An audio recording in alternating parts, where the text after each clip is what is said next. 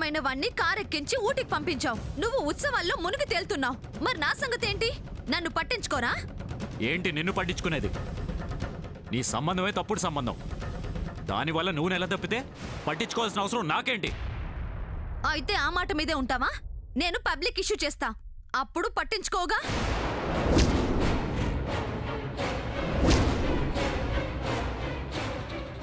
ప్రముఖ పారిశ్రామికవేత్త ఆదిత్యవర్మ గారి బావైన మిస్టర్ శ్రావణ్ నన్ను ఆశ పెట్టి లోబర్చుకుని వశపరుచుకుని మోసం చేశాడు. నెల తప్పిన అభాగ్యురాలనని ఆదుకోండి అని జనాల్ని పిలుస్తాను, న్యాయం చేయండి అని అడుగుతాను.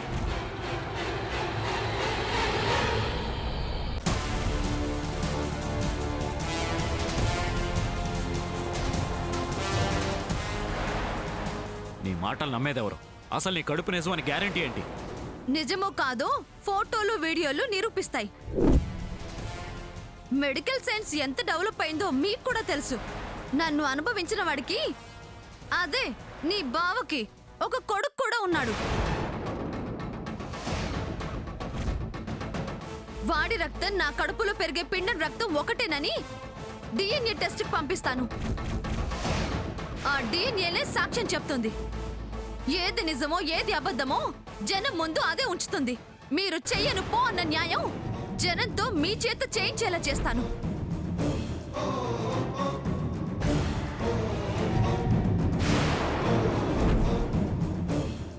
ఏంటి బెదిరిస్తున్నావా? నువ్వు ఆగు పిన్ని.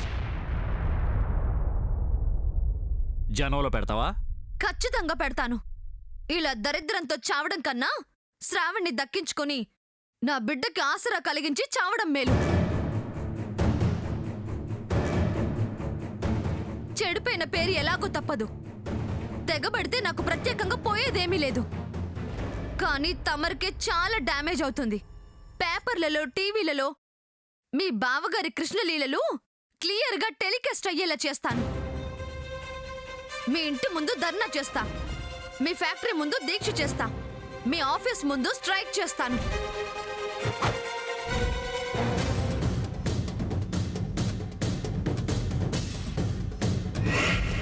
మహిళా సంఘాల్ని పిలుస్తాను.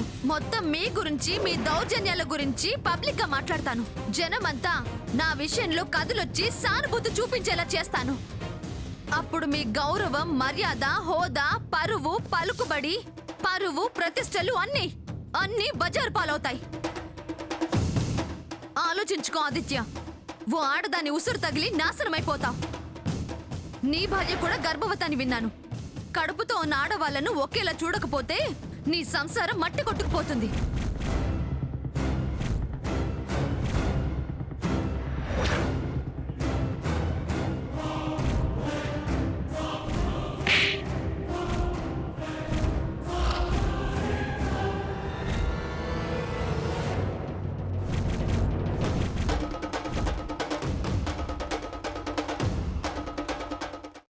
అమ్మా, అలాంటి వాళ్ళది నిజమైన ప్రేమ కాదు, అది వ్యామోహం.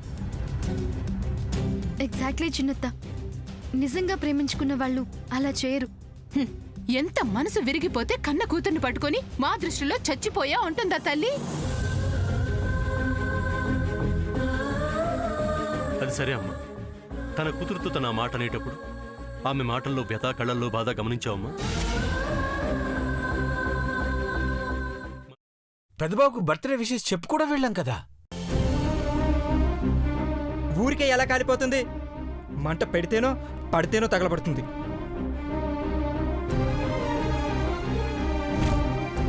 కరెక్ట్ చిన్నబాబు, నీకొచ్చినట్టే నాకు డౌట్ వచ్చింది. పార్వతే షర్టును తగలబెట్టిందనుకుంటా.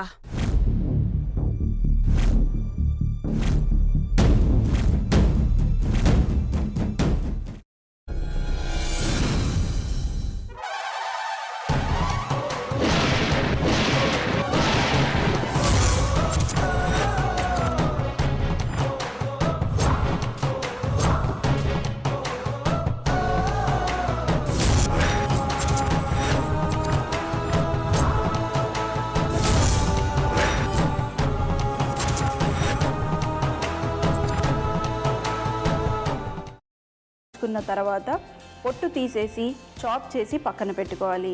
ఒక ప్యాన్లో కొద్దిగా నూనె వేడి చేసి అందులో ఆవాలు, మినప్పప్పు, శనగపప్పు, కరివేపాకు, సన్నగా తరిగి పెట్టుకున్న ఉల్లిపాయలు వేసుకుని 1 నిమిషం పాటు వేయించుకోవాలి. ఆ తర్వాత కాల్చి కట్ చేసి పెట్టుకున్న వంకాయని కూడా అందులో వేసుకుని బాగా మిక్స్ చేసి బౌల్లోకి ట్రాన్స్ఫర్ చేసుకుని అందులో తగినంత చిక్కటి పెరుగు లేదా పల్చటి పెరుగు వేసుకుని మిక్స్ చేసి అన్నంతో కానివ్వండి, చపాతీతో కానివ్వండి సర్వ్ చేసినా చాలా బాగుంటుంది.